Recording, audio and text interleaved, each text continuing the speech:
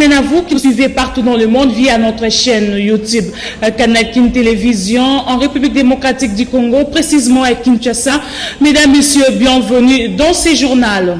L'Association congolaise pour l'accès à la justice, ACAJ, par le biais de son président national, Maître Georges Kapiamba, au cours d'une interview accordée au reporter de Canal King Télévision, exprimé son mécontentement suite à la libération qu'il qualifie de frauduleuse de dirigeants de l'OVD et celui de Sokok.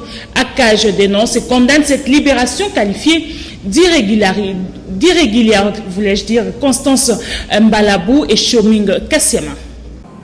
Par rapport aux deux ici, l'ACAJ, nous continuons à exprimer notre profonde inquiétude et préoccupation, comme toutes les autres organisations de défense des droits de l'homme, les mouvements citoyens, beaucoup de personnalités, des Congolaises et des Congolais, qui sont plus engagés dans la lutte contre la corruption, parce que nous ne pouvons pas nous imaginer que des personnes qui n'ont pas droit à la grâce présidentielle, d'autant plus que l'article 5 de l'ordonnance du 30 décembre, signé par le chef de l'État, dit clairement et de manière explicite que ne sont pas admis ou éligibles à cette mesure de grâce présidentielle tous ceux qui sont condamnés pour des faits de détournement de deniers publics ou de la corruption. En d'autres termes, les deux ayant été condamnés par la Cour d'appel de Kinshasa-Gombe pour ces faits, et laquelle condamnation a été confirmée par la Cour de cassation de notre pays, ils ne peuvent pas être libérés sur base de cette ordonnance, parce que exclus de par la volonté du président de la République lui-même qui a signé l'ordonnance. De deux, la décision les condamnant. Nous en avons, nous, la CAJ, nous avons ça. La décision judiciaire les condamnant dit dans son dispositif que ces personnes-là ne peuvent obtenir ni remise de peine, ni libération conditionnelle. Maintenant, la question que nous continuons à nous poser est celle de savoir les vice-ministres de la justice, les ministres d'État de l'énergie qui semblent avoir été désignés par le Premier ministre pour accompagner l'exécution de l'ordonnance du chef de l'État, ont trouvé le fondement dans quel texte pour justifier la sortie de ses compatriotes qui devaient en principe continuer à purger leur peine. Pour ce, le président de l'ONG ACAJ, Maître Georges Kapiamba, réclame pour le bien commun le respect de l'état de droit, le retour en prison des dirigeants de l'OVD, Benjamin Wenga et celui de Sokok, Modeste Makabouza. Pour cet activiste des droits de l'homme, ces deux dirigeants ont frauduleusement bénéficié de la grâce présidentielle. Encore une fois de plus, Constance Mbalabou et Choming Kassiama. Le président de la République n'a pas accordé des mesures de grâce à M. Benjamin Wenga ni à Modeste Makabouza. Dans sa logique, si nous prenons l'article 5, nous comprenons qu'il n'a jamais pensé accorder la mesure de grâce présidentielle aux personnes condamnées pour les faits de détournement et de corruption. Parce que son ordonnance est claire. Nous jugeons le président sur base de ses actes, non? Alors, maintenant, il faut revenir aux ministres qui ont assuré la mise en application. C'est à ce niveau-là qu'il y a eu de la magouille, qu'il y a eu la fraude. Donc, s'il faut que les Congolaises et les Congolais adressent leurs questions, leurs exigences, c'est à ces deux-là qui doivent donner des explications aux Congolais et aux Congolais pour dire mais comment le président de la République a lui-même dit dans son ordonnance que ces gens, cette catégorie ne doit pas en bénéficier. Mais comment expliquer que ces gens qui n'étaient pas éligibles ont-ils bénéficié de ça? Par quelle magie? Donc ce sont des gens qui doivent faire aussi l'objet de poursuites parce que nous sommes un état de droit, tous nous voulons un état de droit et nul n'est au-dessus de la loi. Celui qui viole la loi doit être poursuivi sur le même pied d'égalité que tous les autres. Tous dans ce pays ici, les mots, toute la soif des Congolais et des Congolais, c'est de vivre un état de droit.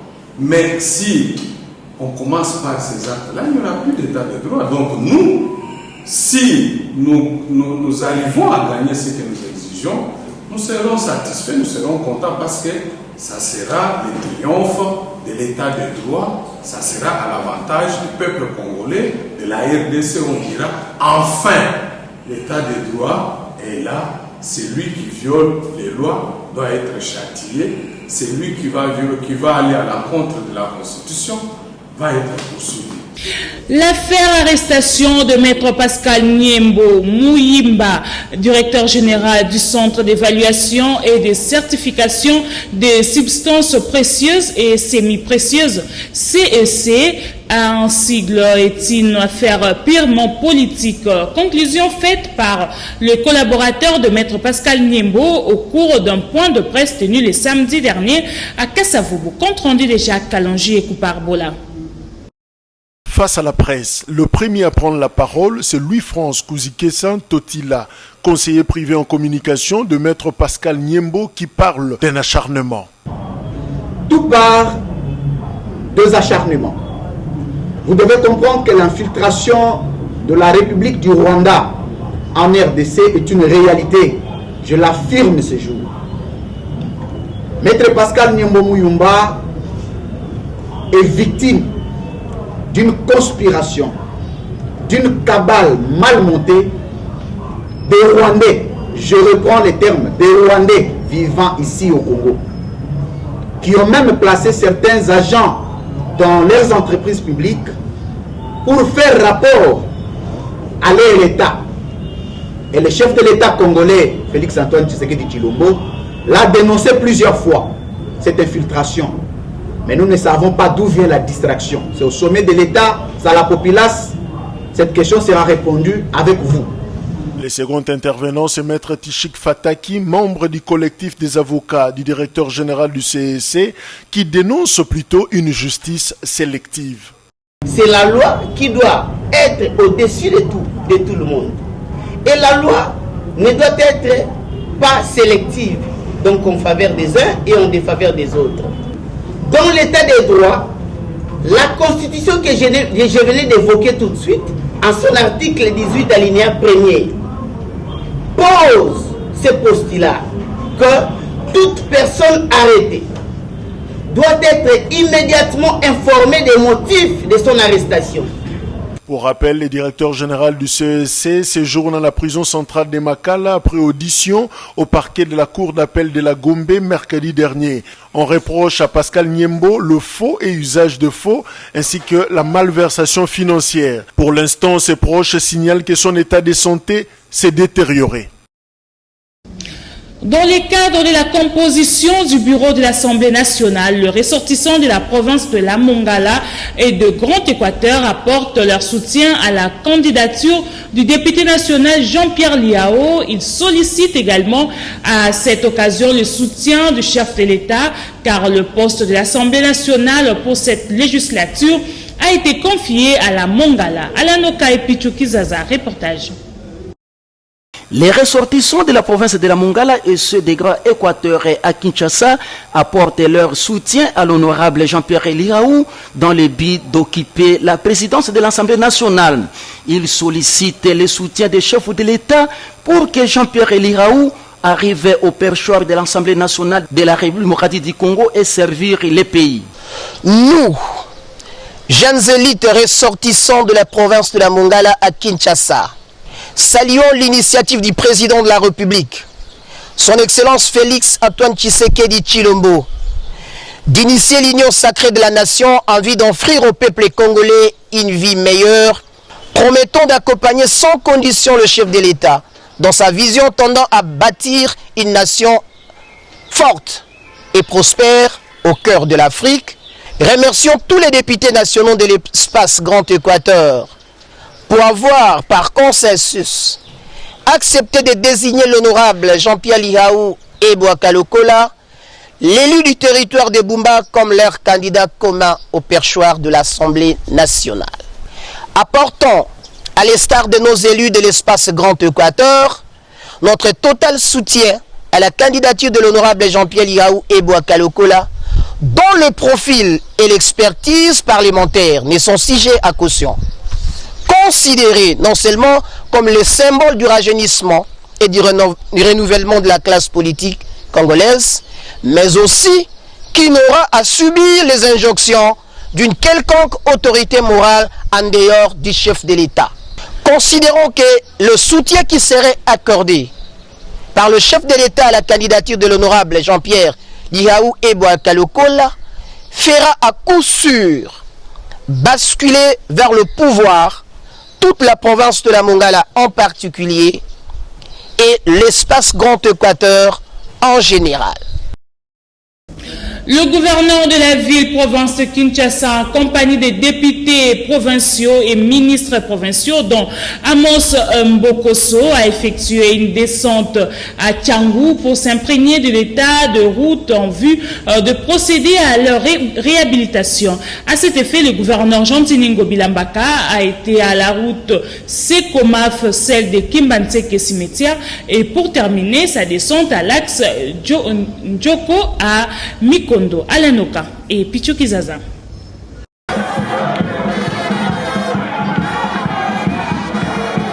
L'autorité de la ville-province de Kinshasa est déterminée à ramener sa ville à son temps de Kinilabele à l'époque de Léopoldville. C'est là dans le cadre du programme Kinibupeto volet infrastructure. Jean-Tiningo Bilambaka, gouverneur de la ville de Kinshasa, suivant son programme volet infrastructure, a effectué une descente dans les districts de Tchangou, accompagné des députés provinciaux et des ministres provinciaux, dont Amos Mbokoso. Ensemble, ils ont visité notamment l'axe Sekomafé dans la commune d'Indjili, l'axe cimetière de la commune de Kimbaseke, et en fait, les membres de l'exécutif provincial, sous la houlette du gouverneur Jean-Tiningo Bila, ont chuté à la route Ndjoku à Mikondo dans la commune de Kimbaseke. Pour l'honorable Amos Mbokoso, le déplacement du gouverneur de la ville de Kinshasa apporte la solution de réhabilitation de toutes les routes visitées. C'est là pour la population des districts de Tchangou. Et le gouverneur était en train de faire un déplacement pour voir un peu les travaux qui s'effectuent dans le cadre de relance des travaux de construction de routes à la circonscription de Tchangou. Il est allé pour voir ça de visu, voir ce qui se passe et quels sont les travaux qu'on doit entreprendre pour réhabiliter ces routes. Et en tant que membre de son gouvernement et élu de Kimbaseke, il était tout à fait normal que j'accompagne pendant cette visite. Sur la réalisation de son programme, vous connaissez bien le gouverneur de la ville de Kinshasa, c'est un monsieur clairvoyant et il a un ambitieux programme. La réhabilitation de la voirie, la réhabilitation des routes de la ville de Kinshasa, pour nous qui sommes à Tchangou, ça nous réjouit parce que avoir l'état de route qui conduit jusqu'à Sekomaf, ça a été dans un état déplorable. Et même aujourd'hui, les trafics pour arriver à cette cimetière de Kimbaseke n'est plus possible. Et nous sommes contents, nous sommes fiers. C'est la première fois que le gouverneur arrive à Kimbaseke. Et nous pensons que, connaissant son programme, connaissant sa clairvoyance, il va réaliser ses travaux. Le gouverneur de la ville de Kinshasa, Jean-Tiningo Bila, après avoir lancé les travaux de la route Elengesa, et ce pour la route qui va chuter à Bandalungwa, voudrait dans un avenir proche réhabiliter les axes routiers à Tchangou. À Gemena, nous sommes dans le sud d'Ubangui. L'Asbel et les Lyon a clôturé l'année 2020 en compagnie de ceux qui sont internés à l'hôpital de référence de Gemena et auprès des incarcérés de la prison d'Angenga. L'élan de solidarité des El Lyon a été bien accueilli par une frange importante de la population du Sud-Ubangui. Commentaire de Jean Pinjonji et Jolie Baswele. L'Asbel et les Lions, à travers ses gestes à multiples significations, a répondu positivement aux prescrits du livre de Matthieu, chapitre 25, versets 35 à 40, qui évoque l'élan de solidarité en faveur des faibles.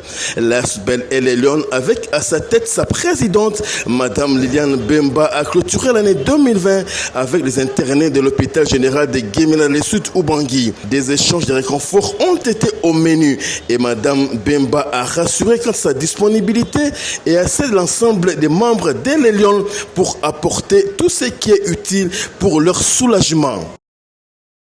À la prison centrale d'Ongenga, Liliane Bemba a posé le même geste et la réaction des incarcérés a été celle des personnes soulagées et remplies d'espoir pour le futur. Les veuves et orphelins de la ville de Gemena ont eu droit eux aussi à la même attention. Un repas de famille a été même offert en guise de vœux pour l'année 2021. L'avenue Wangata de la commune de la Gombe se trouve dans un état de délabrement très avancé en plein centre-ville, au vu aussi des autorités municipales et gouvernementales. La population lance un cri d'alarme. Reportage de Naomi Mbenza et Shoming Kassiama. L'avenue Wangata, dans la commune de la Gombe, en plein centre-ville de la capitale Kinshasa, se trouve dans un état de délabrement très avancé. Cette route ne fait que se dégrader au vu et au su des autorités compétentes. Cette artère devient de plus en plus impraticable et empêche la bonne circulation des véhicules et crée des embouteillages. Une situation qui devient très inquiétante. Et quelques usagers de cette route se sont exprimés concernant cette difficulté.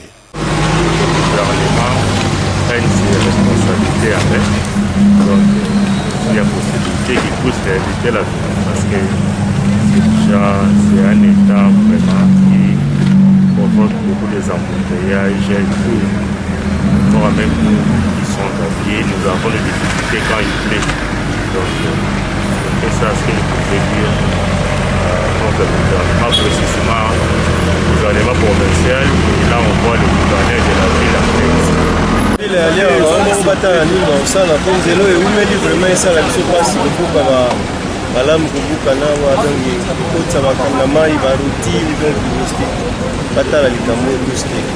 Gouvernement provincial les a liboso na ba. Ofita vignette kaka awa. Kanda nyoso awa, bataxi nyoso awa kaka menzila yango. L'implication des autorités de la ville sur la réhabilitation de cette route avant que la pluie n'arrive est très importante actuellement. C'est complètement fini pour ce soir. Si vous avez aimé cette édition, dites merci à Koupar Bolamay Kamwaka, Pati Nsumbu et Mario Ambongo. Si Dieu le veut, je vous retrouve encore demain, même chaîne, même heure. Mais en attendant, respectons les mesures barrières pour freiner la propagation de la COVID-19 en République démocratique du Congo. Que Dieu nous garde. Au revoir.